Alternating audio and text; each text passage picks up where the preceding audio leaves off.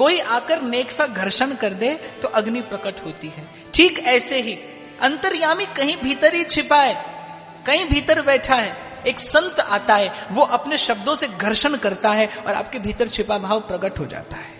सत्संग की घड़ी जीवन में आती है। ये शब्द क्या है? ये शब्द क्या है? इन शब्दों में एक ऐसी ऊर्जा है जो आपके मन में और अंतर में, आपके चिंतन में एक घर्षण उत्पन्न करती है। यदि कहने वाला निष्कपट भाव से भगवान का गुण गाता है तो उसके शब्दों में इतनी सामर्थ्य होती है कि वो सीधे आपके मर्म का स्पर्श करके और आपके हृदय में भाव उत्पन्न करते हैं। श्रवण में बड़ी बड़ी ऊंची सामर्थ्य है। संत तो कहते हैं कि ये कोई परिश्रम या उद्यम नहीं है, मन पे एक कपाट लगा है। किसका कपाट? कपट का कपाट। और सत्संग के शब्द क्या करते हैं? चोट मारकर उस कपट कपाट को खोल देते हैं। वो कपट कपाट खुलता है इन शब्दों का श्रवण करने से, इनका चिंतन करने से। तो अनेक जन्मों की भक्ति सफलीभूत होती है, अनेक संतों का आशीर्वाद फलीभूत होता है और फिर जीवन में भक्ति की भावना प्रकट होती है। राव दूदा के कुल में, उस संत सेवी राजा के कुल में संतों की भजन भावना, संतों का आशीर्वाद, संत सेवा सब फलीभूत हुए और जो श्री मीरा जी का प्राकट्य हुआ। राव दूदा अत्यंत हर्षित हुए, आनंदित हुए, खूब वृहद रूप में संत सेवा की। और फिर जिस दिन ज्योतिषी ने जन्म पत्री बनाई, उस दिन कहा कि राजन, आपके अनेक जन्मों का पुण्य मूर्त होकर इस कन्या के रूप में आपके कुल में प्रकट हुआ है। ये स्वयं तो जीवन में उस परम सत्य का साक्षात्कार करेगी ही, लेकिन ये एक ऐसे पथ का निर्माण करके जाएगी कि इसके पद चिन्हों का अनुसरण करने वाला वहां पहुंचेगा जहां विराजे राधा रानी अलबेली सरकार। इसीलिए इसका संसार में आना हुआ है। भ्रातृ और भगिनी से हीन ये कन्या परम शांत, संसार के सब विषयों से परम उपरामता को प्राप्त हुई, जीवन में किसी अनिर्वचनीय सुख का भोग करेगी, जीवन में किसी विलक्षण आनंद का उपभोग करेगी और एक दिव्य जीवन जीती हुई अंत में परम विश्राम प्राप्त करेगी। राव दूदा का रोम रोम पुलकित हो गया, कंप आदि सात्विक भाव उनके देह में प्रकट हो गए कि मेरी भावना फलीभूत हुई। कुलम पवित्रम जननी कृतार्था वसुंधरा पुण्यवती चते। शास्त्र कहता है कुल पवित्र होता है, जननी कृतार्थ हो जाती है, वसुंधरा सौभाग्यवती होती है जिस कुल में भक्त का जन्म होता है। कुलम पवित्रम जननी कृतार्था वसुंधरा पुण्यवती चते। भक्त मौन भी रहे, वो निश्चेष्ट भी रहे, तो भी उसके रोम रोम से एक ऐसा परमाणु निस्सृत होता है, उसके रोम रोम से एक ऐसी सात्विकता, एक ऐसी पवित्रता का प्रवाह होता है जो सारे लोक का मंगल करता है। भक्त का इस संसार में आना लोक संग्रह के लिए नहीं होता, लोक रंजन के लिए नहीं होता। भक्त तो संसार में लोक मंगल के लिए आता है, मंगल का विधान करता है इस संसार में आना। लोक संग्रह उसका उद्देश्य नहीं, लोक रंजन तो बिल्कुल भी नहीं, केवल लोक का मंगल। वो मौन भी हो सकता है, वो मुखर भी हो सकता है, वो प्रकट भी हो सकता है, अप्रकट भी हो सकता है। मेरा बड़ा विश्वास है आप और मैं यहां पर आकर बैठे, ये दिव्य प्रांगण, इस दिव्य भाव की चर्चा, क्या ये आपका मेरा पुण्य है या ये कुछ लोगों का पुरुषार्थ है? कदापि नहीं। पुरुषार्थ से सत्संग संभव नहीं। मुझे तो ऐसा लगता है, हो सकता है हिमालय की किसी गिरी कंदरा में कोई भक्त, कोई संत, कोई साधु निष्काम भाव से हरि को भजता होगा, एक मन में भावना लेकर सर्वे भवन्तु सुखिनः, ये भाव लेकर कोई हिमालय की गिरी कंदरा में भगवत भजन करता होगा। उसके परमाणु, उसके शुभ संकल्प आपके मेरे लिए फलीभूत होते हैं और हमें बार बार बार बार प्रभु के चरणों में आकर बैठने का अवसर मिल जाता है। सत्संग क्या है? संत की कृपा है, प्रकट कृपा। ये संत का प्रसाद है, ये प्रयास नहीं है, ये प्रसाद है।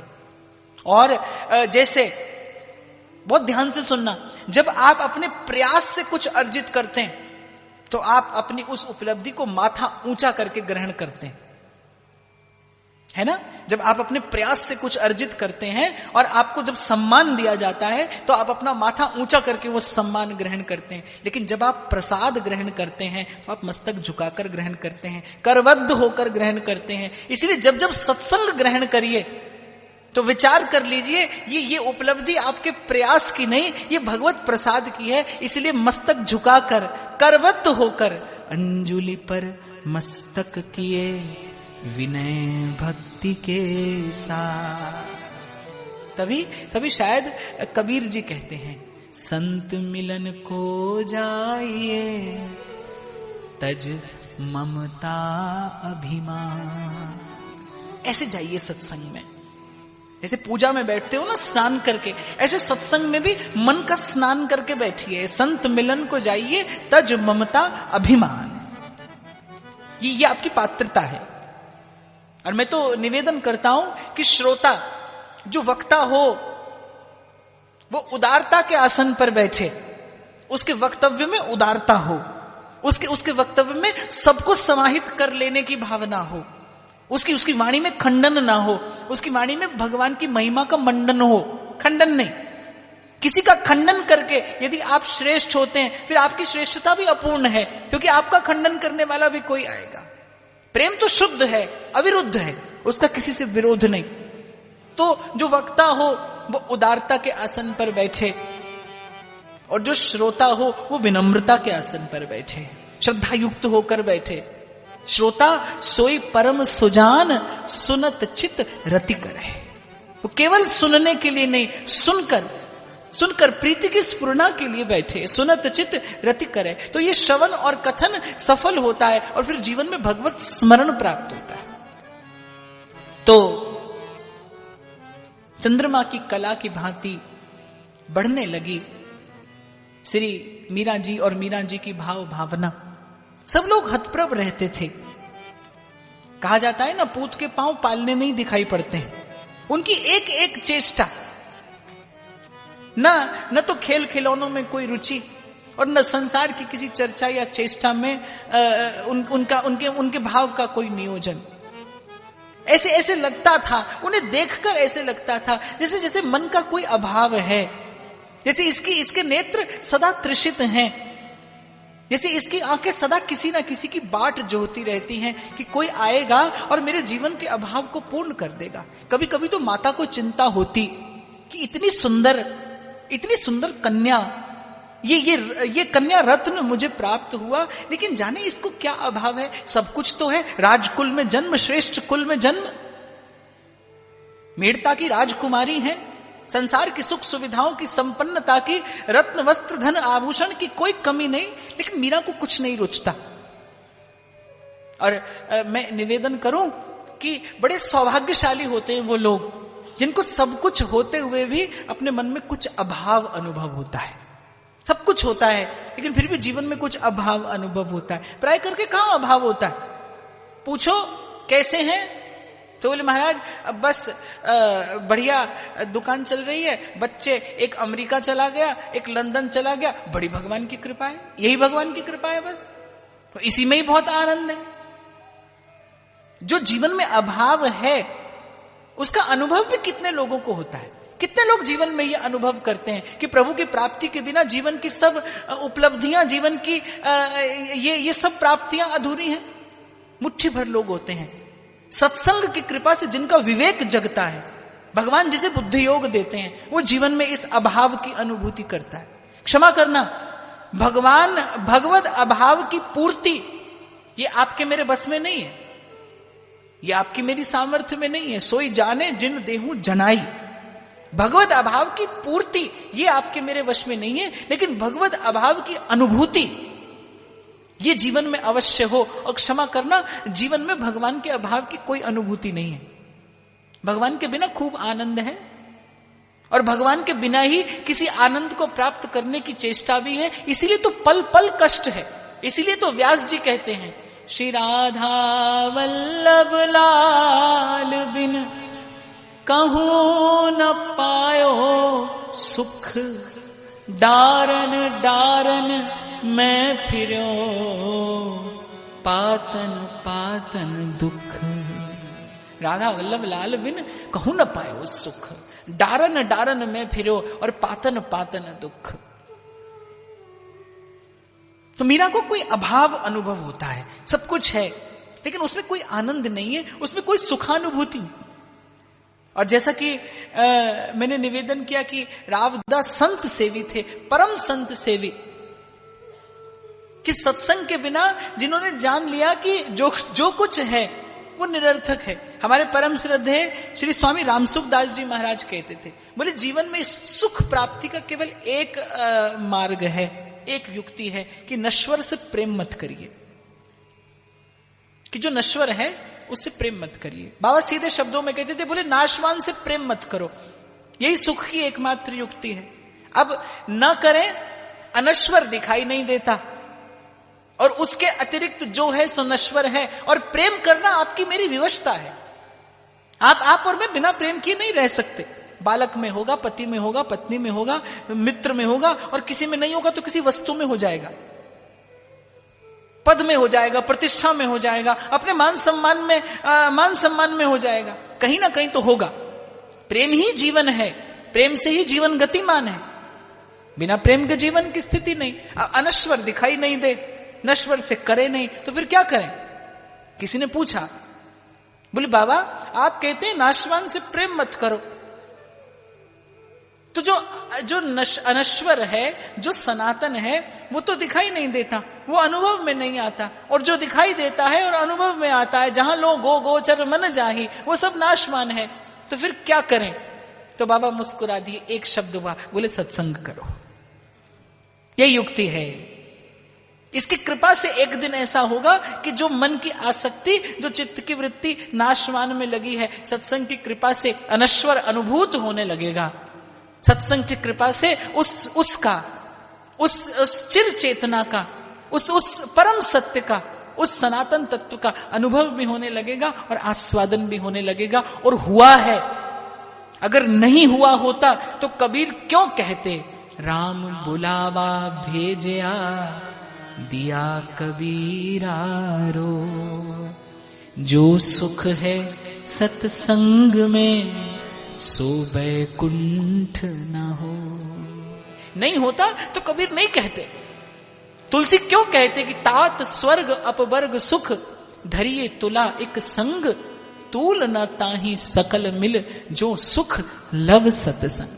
तुलयाम लवे नापिना स्वर्गम ना पुनर्भवम, भगवत संगी संगस्य मर्त्यानाम किमुत आशीष।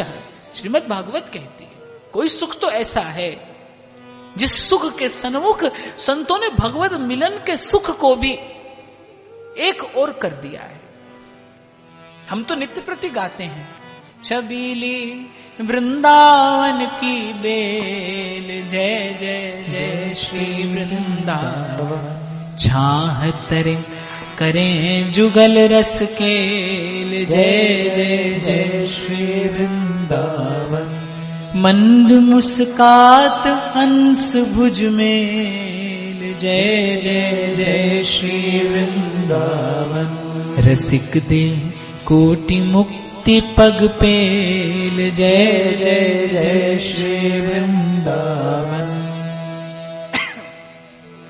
तो राव दूदा के महलों में सत्संग की गंगा अनवरत बहती, और मीरा वो नन्ही सी 3 वर्ष की बालिका कभी कभी ऐसे ऐसे प्रश्न पूछती कि सुनने वाला आश्चर्यचकित हो जाता। एक बार राव दूदा के मन में आया कि श्री द्वारिकाधीश का दर्शन कर आए, डाकोर की यात्रा के लिए निकले, मीरा जी भी संग होली। मार्ग में प्रश्न पूछती हैं मीरा अपने दादा से कि दाता हुकुम, आप कहते हैं कि हरि व्यापक सर्वत्र समाना, कि एक तो भगवान सर्वत्र हैं और समान है, अर्थात कहीं भी कम या अधिक नहीं, तो फिर इस तीर्थ यात्रा की आवश्यकता क्या है? नन्ही सी बालिका के मुख से ऐसा प्रश्न पूछा, राव दूदा हतप्रभ रह गए, लेकिन समाधान किया और कहा कि मीरा, तीर्थ की यात्रा भगवान का दर्शन करने के लिए नहीं, तीर्थ की यात्रा तो भक्त का दर्शन करने के लिए की जाती है। तीर्थ वो स्थान होता है जहां पर भक्त अपने प्रेम से, अपने भाव से उस भगवत तत्व का साक्षात्कार करता है। हम जिस ओर जा रहे हैं, हम जिनका दर्शन करने जा रहे हैं, वो वस्तुतः भगवान नहीं, भक्त हैं। हम डाकोर जी जा रहे हैं और डाकोर जी में जो द्वारिकाधीश विराजमान हैं, उनके उस विराजमान होने के मूल में किसी परम निष्काम, किसी परम प्रेमी, किसी परम अनुरागी भक्त की भक्ति है। तो वस्तुतः द्वारिकाधीश का नहीं, वस्तुतः तो उस भक्त की भक्ति का दर्शन करने के लिए तीर्थ को जाया जाता है।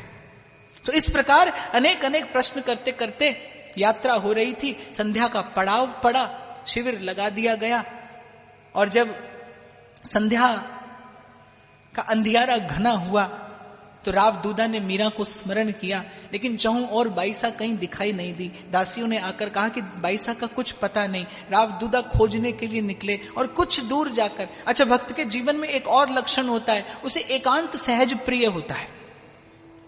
जो अंतर्मुखी है उसे एकांत सहज प्रिय होगा।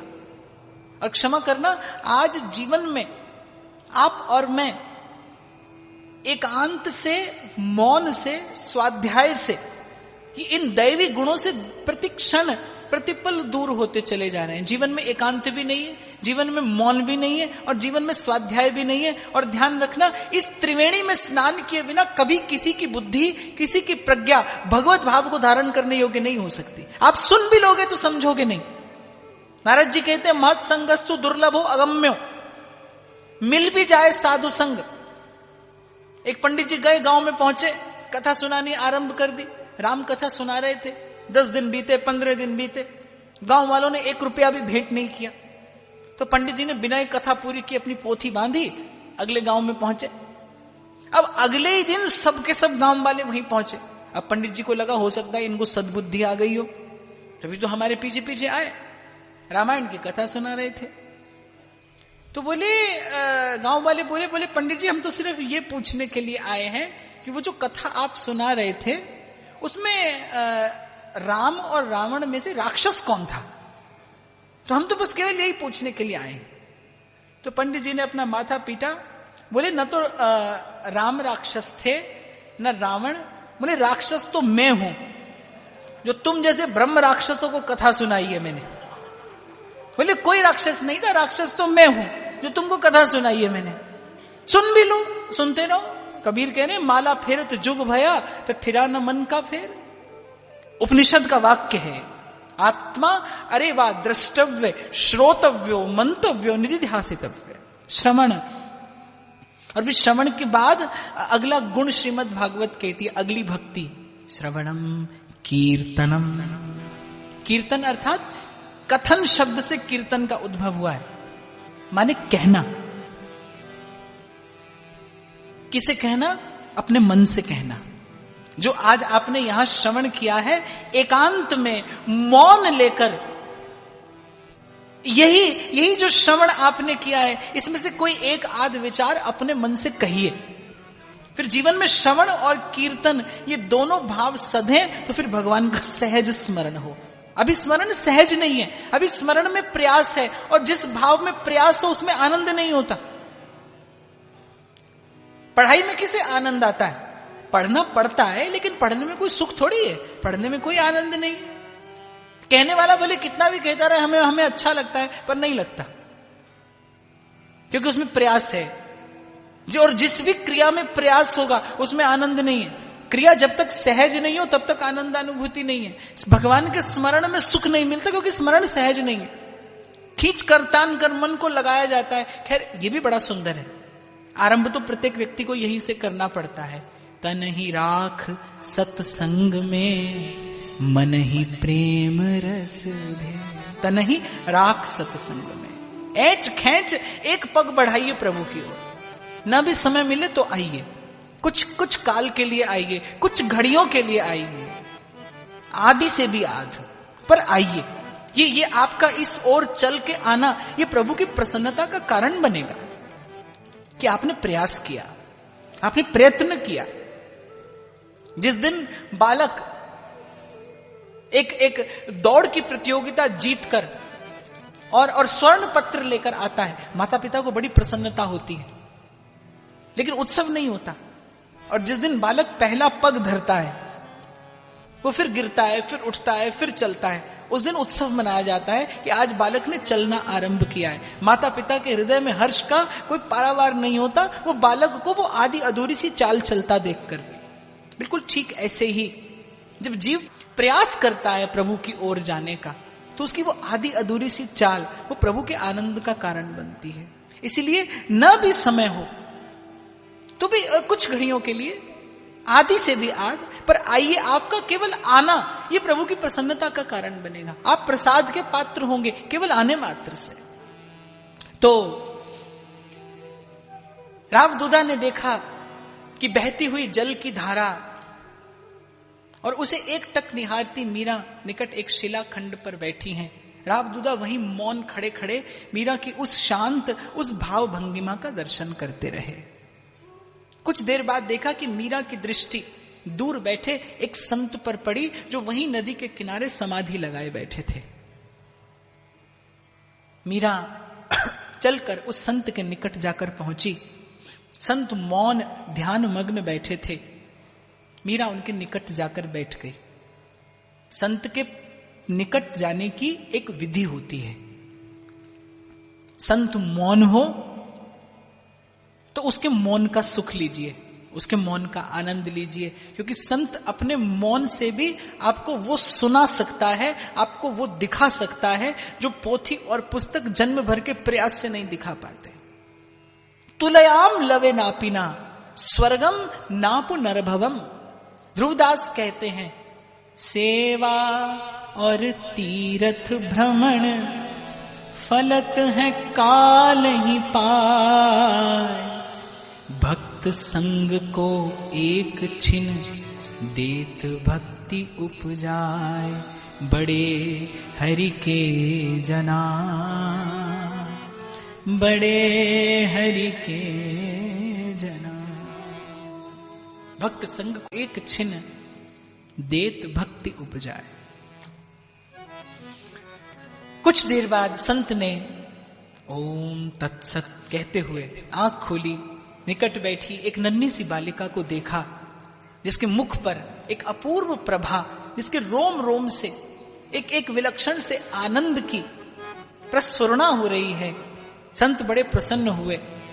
और भगवत रसिक, रसिक की बातें रसिक बिना कोई समझ सके ना। संत को ही संत की पहचान है, भक्त ही भक्त से परिचित है।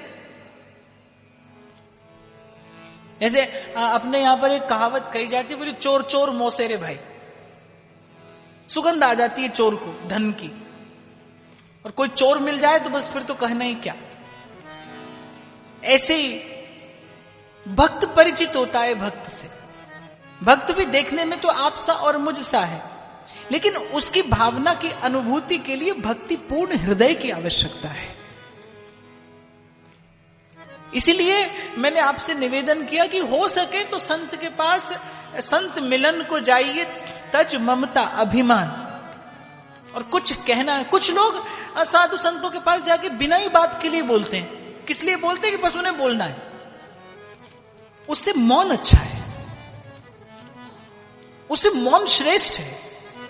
और मेरा तो ऐसा अनुभव है कि संत के समीप बैठना, संत के आभा मंडल में बैठना, संत की सन्निधि में बैठना, यही आपके मन की ग्रंथि खोल देगा।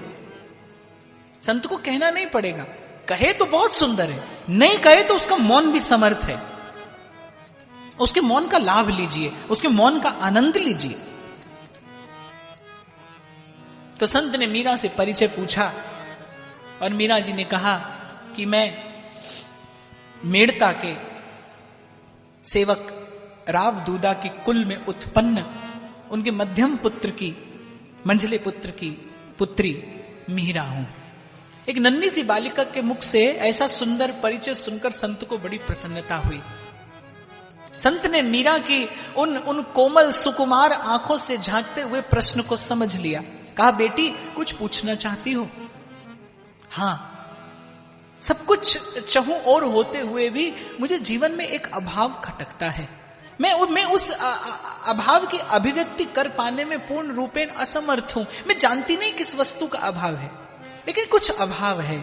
मैं राजकुल में उत्पन्न हूं, सुख सामग्री का अतुल भंडार मेरे चहुं ओर सदा उपस्थित रहता है। मेरे एक संकेत पर प्राण न्यौछावर कर देने वाली दासियां परिचारिकाएं उपस्थित रहती हैं। माता और पिता का अपार वात्सल्य स्नेह और मेरे दादा की असीम करुणा मुझ पर है, पर इतना सब होते हुए भी मेरे मन में अभाव है।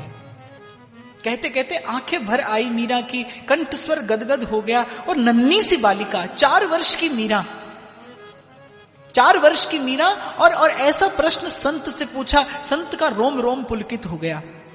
इससे पहले कि संत कुछ उत्तर देते, मीरा के पीछे राव दूदा आ पहुंचे, संत के चरणों में प्रणाम किया और संत का परिचय पाकर तो अत्यंत प्रसन्न हो गए कि संत कोई और नहीं, महाराष्ट्र के प्रसिद्ध योगी निवृत्तिनाथ थे। कुछ देर बैठकर चर्चा हुई, लेकिन मीरा के उस प्रश्न ने एक छाप छोड़ दी संत के हृदय पर, संत के मानस पटल पर, संत के संकल्प में मीरा का एक स्थान बन गया। कैसे? सिर्फ एक प्रश्न से। और मैं कई बार व्यासपीठ से निवेदन करता हूं कि हो सके तो संत के संकल्प में अपना एक स्थान बनाइए।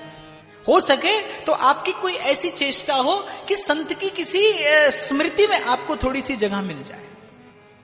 अभी तो क्या है, लोग आते पास में, कहीं देखेंगे नहीं मंदिर है, कौन सा स्थान है, क्या है, पास में बोले महाराज आपके साथ एक फोटो करा ले। अभी तो संत के पास जाकर आपको क्या चाहिए? एक फोटो चाहिए बस। आपको रुचि तो बहुत अच्छा है, आपकी राजी है, पर मैं ऐसा निवेदन करता हूं कि संत के सेवन की यह विधि नहीं है। संत के पास तो मौन जाइए, अपनी ग्राह्य क्षमता लेकर जाइए, अपनी पात्रता का निर्माण करके संत के पास जाइए। वो आपके संकल्प में भगवान को बैठा सकता है। वो अपने संकल्प में थोड़ा सा स्थान देकर आपके संकल्प में भगवान को बैठा सकता है, आपके संकल्प में भगवान को क्रीड़ा करा सकता है। उसके पास बड़ी ऊंची सामर्थ्य है। संत अपने संकल्प से कल्याण करते हैं। संत अपने मौन भाव से श्रेय का पथ प्रशस्त कर देते हैं। संत अपने मौन से आपके जीवन में एकांत ले आते हैं। संतों के संकल्प में इतनी सामर्थ्य होती है। हो सके तो कुछ करिए ऐसा कि संत के संकल्प में अपना स्थान बने। जैसे कभी संत को हमारी याद आ जाए, जैसे कभी वो अपने प्रभु से वार्तालाप करता हो और उस वार्तालाप में उसे सहसा आपका मेरा स्मरण हो जाए और आपके मेरे कल्याण का पथ प्रशस्त हो जाए, उसे हमारी याद आ जाए। ये बड़ी ऊंची उपलब्धि है कि कभी संत आपको याद करे, आपकी कोई ऐसी चेष्टा हो जो संत को प्रिय लगे। मीरा ने ये उपलब्धि अर्जित कर ली एक सुंदर प्रश्न पूछ के। क्यों? क्योंकि उस प्रश्न के मूल में कहीं जिज्ञासा थी, संशय नहीं था, जिज्ञासा, जानना चाहती है, पिपासा, उस प्रेम की पिपासा कहीं इस प्रश्न के मूल में थी। उस पिपासा ने प्रश्न को सुंदर किया, प्रश्न ने संत के संकल्प में अपना स्थान बनाया। तीर्थ यात्रा पूरी करके जब मीरा लौटी तो कुछ काल बाद वो संकल्प में स्थिति योगी निवृत्तिनाथ को मेड़ता ले आई। मेड़ता आ गए योगी निवृत्तिनाथ। राव दूदा बड़े प्रसन्न हुए। आज के दिवस पे जाऊं बलिहारा, मेरे घर आया राजा राम जी का प्यार। और एक बात और आपसे निवेदन करूं बाप, कि जब भजन के पथ पे चलोगे तो कुछ मील के पत्थर आएंगे जो आपको बताएंगे कि आप ठीक मार्ग पर जा रहे हो कि नहीं। उसमें पहला मील का पत्थर तो मैंने आपसे निवेदन किया, मौन, एकांत और स्वाध्याय। ये 3 आपके जीवन में हो, इस त्रिवेणी में आपका मन नित्य स्नान करे, कुछ घड़ी का मौन हो। और यहां तो इतनी दुर्दशा है कि मैंने देखा लोग नींद में भी बोलते हैं। जीवन में तो मौन होने की क्या बात है, नींद में भी बतियाते हैं। ये चेतना की दुर्दशा है, ये विकृत चेतना है। आप जाते हैं डॉक्टर से दवा लेने के लिए, लेकिन इस विकृति की दवा किसी चिकित्सक के पास नहीं है। इस विकृति की दवा तो संत और सद्गुरु के पास में है। विकृत मन है, अशांत मन, अस्थिर चेतना, इसी नींद में भी बतियाते हैं। अभी मैं कुछ दिन पहले कहीं पर पढ़ रहा था, बोले विदेशों में जहां कोई आकर नेक सा घर्षण कर दे तो अग्नि प्रकट होती है। ठीक ऐसे ही अंतर्यामी कहीं भीतर ही छिपा है, कहीं भीतर बैठा है, एक संत आता है, वो अपने शब्दों से घर्षण करता है और आपके भीतर छिपा भाव प्रकट हो जाता है। सत्संग की घड़ी जीवन में आती है। ये शब्द क्या है? ये शब्द क्या है? इन शब्दों में एक ऐसी ऊर्जा है जो आपके मन में और अंतर में, आपके चिंतन में एक घर्षण उत्पन्न करती है। यदि कहने वाला निष्कपट भाव से भगवान का गुण गाता है तो उसके शब्दों में इतनी सामर्थ्य होती है कि वो सीधे आपके मर्म का स्पर्श करके और आपके हृदय में भाव उत्पन्न करते हैं। श्रवण में बड़ी बड़ी ऊंची सामर्थ्य है। संत तो कहते हैं कि ये कोई परिश्रम या उद्यम नहीं है, मन पे एक कपाट लगा है। किसका कपाट? कपट का कपाट। और सत्संग के शब्द क्या करते हैं? चोट मारकर उस कपट कपाट को खोल देते हैं। वो कपट कपाट खुलता है इन शब्दों का श्रवण करने से, इनका चिंतन करने से। अनेक जन्मों की भक्ति सफलीभूत होती है, अनेक संतों का आशीर्वाद फलीभूत होता है और फिर जीवन में भक्ति की भावना प्रकट होती है। राव दूदा के कुल में, उस संत सेवी राजा के कुल में संतों की भजन भावना, संतों का आशीर्वाद, संत सेवा सब फलीभूत हुए और जो श्री मीरा जी का प्राकट्य हुआ। राव दूदा अत्यंत हर्षित हुए, आनंदित हुए, खूब वृहद रूप में संत सेवा की। और फिर जिस दिन ज्योतिषी ने जन्म पत्री बनाई, उस दिन कहा कि राजन, आपके अनेक जन्मों का पुण्य मूर्त होकर इस कन्या के रूप में आपके कुल में प्रकट हुआ है। ये स्वयं तो जीवन में उस परम सत्य का साक्षात्कार करेगी ही, लेकिन ये एक ऐसे पथ का निर्माण करके जाएगी कि इसके पद चिन्हों का अनुसरण करने वाला वहां पहुंचेगा जहां विराजे राधा रानी अलबेली सरकार। इसीलिए इसका संसार में आना हुआ है। भ्रातृ और भगिनी से हीन ये कन्या परम शांत, संसार के सब विषयों से परम उपरामता को प्राप्त हुई, जीवन में किसी अनिर्वचनीय सुख का भोग करेगी, जीवन में किसी विलक्षण आनंद का उपभोग करेगी और एक दिव्य जीवन जीती हुई अंत में परम विश्राम प्राप्त करेगी। राव दूदा का रोम रोम पुलकित हो गया, कंप आदि सात्विक भाव उनके देह में प्रकट हो गए कि मेरी भावना फलीभूत हुई। कुलम पवित्रम जननी कृतार्था वसुंधरा पुण्यवती चते। शास्त्र कहता है कुल पवित्र होता है, जननी कृतार्थ हो जाती है, वसुंधरा सौभाग्यवती होती है जिस कुल में भक्त का जन्म होता है। कुलम पवित्रम जननी कृतार्था वसुंधरा पुण्यवती चते। भक्त मौन भी रहे, वो निश्चेष्ट भी रहे, तो भी उसके रोम रोम से एक ऐसा परमाणु निस्सृत होता है, उसके रोम रोम से एक ऐसी सात्विकता, एक ऐसी पवित्रता का प्रवाह होता है जो सारे लोक का मंगल करता है। भक्त का इस संसार में आना लोक संग्रह के लिए नहीं होता, लोक रंजन के लिए नहीं होता। भक्त तो संसार में लोक मंगल के लिए आता है, मंगल का विधान करता है इस संसार में आकर। लोक संग्रह उसका उद्देश्य नहीं, लोक रंजन तो बिल्कुल भी नहीं, केवल लोक का मंगल। वो मौन भी हो सकता है, वो मुखर भी हो सकता है, वो प्रकट भी हो सकता है, अप्रकट भी हो सकता है। मेरा बड़ा विश्वास है, आप और मैं यहां पर आकर बैठे, ये दिव्य प्रांगण, इस दिव्य भाव की चर्चा, क्या ये आपका मेरा पुण्य है या ये कुछ लोगों का पुरुषार्थ है? कदापि नहीं। पुरुषार्थ से सत्संग संभव नहीं। मुझे तो ऐसा लगता है, हो सकता है हिमालय की किसी गिरी कंदरा में कोई भक्त, कोई संत, कोई साधु निष्काम भाव से हरि को भजता होगा, एक मन में भावना लेकर सर्वे भवन्तु सुखिनः, ये भाव लेकर कोई हिमालय की गिरी कंदरा में भगवत भजन करता होगा।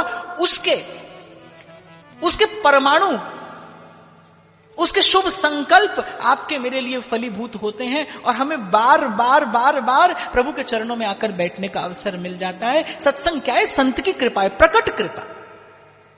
ये संत का प्रसाद है। ये प्रयास नहीं है, ये प्रसाद है।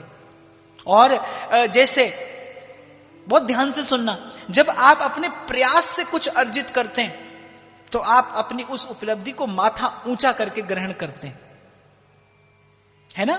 जब आप अपने प्रयास से कुछ अर्जित करते हैं और आपको जब सम्मान दिया जाता है तो आप अपना माथा ऊंचा करके वो सम्मान ग्रहण करते हैं। लेकिन जब आप प्रसाद ग्रहण करते हैं तो आप मस्तक झुकाकर ग्रहण करते हैं, करबद्ध होकर ग्रहण करते हैं। इसलिए जब जब सत्संग ग्रहण करिए तो विचार कर लीजिए, ये उपलब्धि आपके प्रयास की नहीं, ये भगवत प्रसाद की है। इसलिए मस्तक झुकाकर, करबद्ध होकर, अंजुलि पर मस्तक किए विनय भक्ति के साथ। तभी शायद कबीर जी कहते हैं, संत मिलन को जाइए तज ममता अभिमान। ऐसे जाइए सत्संग में, जैसे पूजा में बैठते हो ना स्नान करके, ऐसे सत्संग में भी मन का स्नान करके बैठिए। संत मिलन को जाइए तज ममता अभिमान। ये आपकी पात्रता है। और मैं तो निवेदन करता हूं कि श्रोता जो वक्ता हो वो उदारता के आसन पर बैठे, उसके वक्तव्य में उदारता हो, उसके वक्तव्य में सबको समाहित कर लेने की भावना हो, उसकी वाणी में खंडन ना हो, उसकी वाणी में भगवान की महिमा का मंडन हो, खंडन नहीं। किसी का खंडन करके यदि आप श्रेष्ठ होते हैं फिर आपकी श्रेष्ठता भी अपूर्ण है, क्योंकि आपका खंडन करने वाला भी कोई आएगा।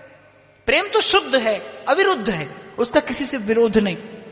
तो जो वक्ता हो वो उदारता के आसन पर बैठे और जो श्रोता हो वो विनम्रता के आसन पर बैठे, श्रद्धा युक्त होकर बैठे। श्रोता सोई परम सुजान सुनत चित रति करे। वो केवल सुनने के लिए नहीं, सुनकर प्रीति की स्फुरना के लिए बैठे, सुनत चित रति करे। तो ये श्रवण और कथन सफल होता है और फिर जीवन में भगवत स्मरण प्राप्त होता है। तो चंद्रमा की कला की भांति बढ़ने लगी श्री मीरा जी और मीरा जी की भाव भावना। सब लोग हतप्रभ रहते थे। कहा जाता है ना, पूत के पांव पालने में ही दिखाई पड़ते हैं। उनकी एक एक चेष्टा, न तो खेल खिलौनों में कोई रुचि और न संसार की किसी चर्चा या चेष्टा में उनके भाव का कोई नियोजन। ऐसे लगता था, उन्हें देखकर ऐसे लगता था जैसे जैसे मन का कोई अभाव है, जैसे इसके नेत्र सदा तृषित हैं, जैसे इसकी आंखें सदा किसी ना किसी की बाट जोहती रहती हैं कि कोई आएगा और मेरे जीवन के अभाव को पूर्ण कर देगा। कभी कभी तो माता को चिंता होती कि इतनी सुंदर कन्या, ये कन्या रत्न मुझे प्राप्त हुआ, लेकिन जाने इसको क्या अभाव है। सब कुछ तो है, राजकुल में जन्म, श्रेष्ठ कुल में जन्म, मेड़ता की राजकुमारी है, संसार की सुख सुविधाओं की संपन्नता की, रत्न वस्त्र धन आभूषण की कोई कमी नहीं, लेकिन मीरा को कुछ नहीं रुचता। और मैं निवेदन करूं कि बड़े सौभाग्यशाली होते हैं वो लोग जिनको सब कुछ होते हुए भी अपने मन में कुछ अभाव अनुभव होता है। सब कुछ होता है लेकिन फिर भी जीवन में कुछ अभाव अनुभव होता है। प्राय करके कहां अभाव होता है? पूछो कैसे हैं तो बोले महाराज अब बस बढ़िया दुकान चल रही है, बच्चे एक अमेरिका चला गया, एक लंदन चला गया, बड़ी भगवान की कृपा है, यही भगवान की कृपा है, बस तो इसी में ही बहुत आनंद है। जो जीवन में अभाव है उसका अनुभव भी कितने लोगों को होता है। कितने लोग जीवन में ये अनुभव करते हैं कि प्रभु की प्राप्ति के बिना जीवन की सब उपलब्धियां, जीवन की ये सब प्राप्तियां अधूरी हैं। मुट्ठी भर लोग होते हैं सत्संग की कृपा से जिनका विवेक जगता है, भगवान जिसे बुद्धि योग देते हैं, वो जीवन में इस अभाव की अनुभूति करता है। क्षमा करना, भगवान भगवत अभाव की पूर्ति ये आपके मेरे बस में नहीं है, ये आपकी मेरी सामर्थ्य में नहीं है। सोई जाने जिन देहू जनाई, भगवत अभाव की पूर्ति ये आपके मेरे वश में नहीं है, लेकिन भगवत अभाव की अनुभूति ये जीवन में अवश्य हो। और क्षमा करना, जीवन में भगवान के अभाव की कोई अनुभूति नहीं है। भगवान के बिना खूब आनंद है और भगवान के बिना ही किसी आनंद को प्राप्त करने की चेष्टा भी है। इसीलिए तो पल पल कष्ट है। इसीलिए तो व्यास जी कहते हैं श्री राधा वल्लभ लाल बिन कहूं न पायो सुख, डारन डारन मैं फिरो पातन पातन दुख। राधा वल्लभ लाल बिन कहूं न पायो सुख, डारन डारन में फिरो और पातन पातन दुख। तो मीरा को कोई अभाव अनुभव होता है, सब कुछ है लेकिन उसमें कोई आनंद नहीं है, उसमें कोई सुखानुभूति। और जैसा कि मैंने निवेदन किया कि रावदास संत सेवी थे, परम संत सेवी, कि सत्संग के बिना जिन्होंने जान लिया कि जो कुछ है वो निरर्थक है। हमारे परम श्रद्धेय श्री स्वामी रामसुखदास जी महाराज कहते थे, बोले जीवन में सुख प्राप्ति का केवल एक मार्ग है, एक युक्ति है कि नश्वर से प्रेम मत करिए, कि जो नश्वर है उससे प्रेम मत करिए। बाबा सीधे शब्दों में कहते थे, बोले नाशवान से प्रेम मत करो, यही सुख की एकमात्र युक्ति है। अब न करें, अनश्वर दिखाई नहीं देता और उसके अतिरिक्त जो है सो नश्वर है, और प्रेम करना आपकी मेरी विवशता है।